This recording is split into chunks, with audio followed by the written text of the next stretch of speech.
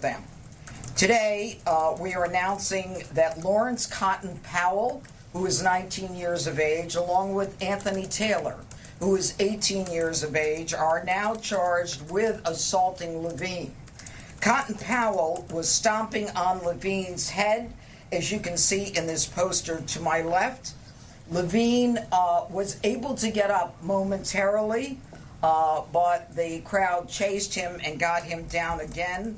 They continued to attack Levine while he was on the ground, and then proceeded to rob him of his sneakers and his watch. The group then, after the robbery and assault of Ethan Levine, they walked in the direction of where another crime occurred within minutes.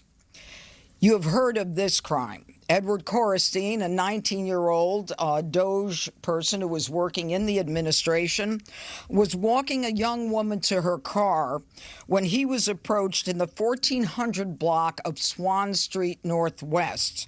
Approximately 10 suspects approached him, and as they did, he pushed the young woman into the car.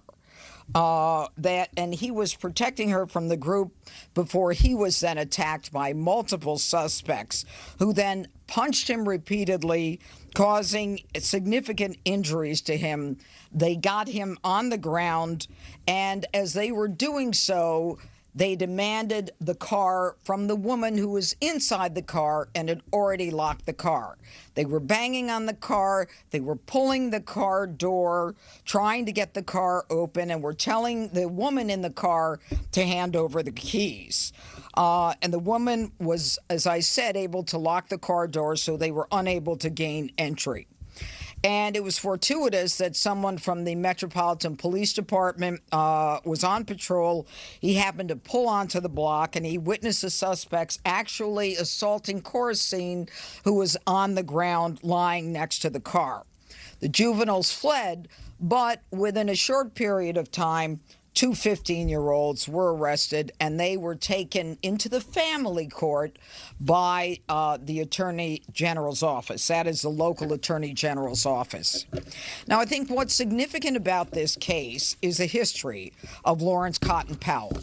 I want you to follow me on this. Lawrence Cotton Powell is 19 years of age. He's now charged with robbery, first-degree robbery, for which he faces 15 years in prison.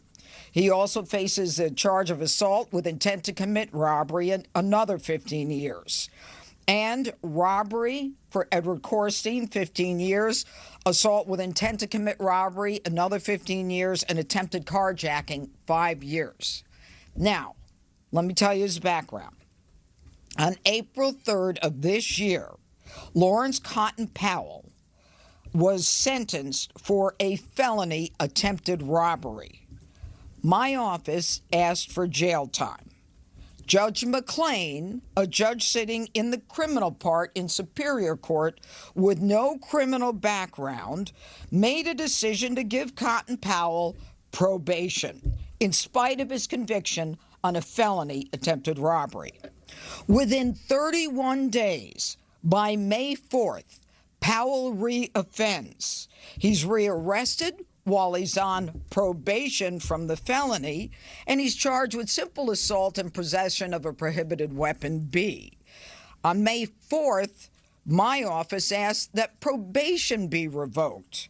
But on May 16th, that same Judge McLean comes back and releases Cotton Powell and tells him basically, be a good boy. On July 24th, he is sentenced to one of the two misdemeanors that he's charged with. Again, my office asked for jail time after he victimized yet another person. And on July 25th, another judge suspends his sentence and decides that he should be on probation. So after a felony of attempted robbery conviction, after a violation of probation, after a second crime, after a second conviction, after no compliance with C. SOSA, the judges say do better and they let him go. And guess what? Within 10 days, he's at it again with Ethan Levine and Edward Coristine. Now, the co-defendant in this case is an individual by the name of Anthony Taylor. He charged also with the same arrest. He is with the same crimes. He is from Maryland. He is 18 years old. We are unaware of any history as it relates to him. I want to thank the Metropolitan Police Department. I want to thank the fact that this department went above and beyond and worked incredibly hard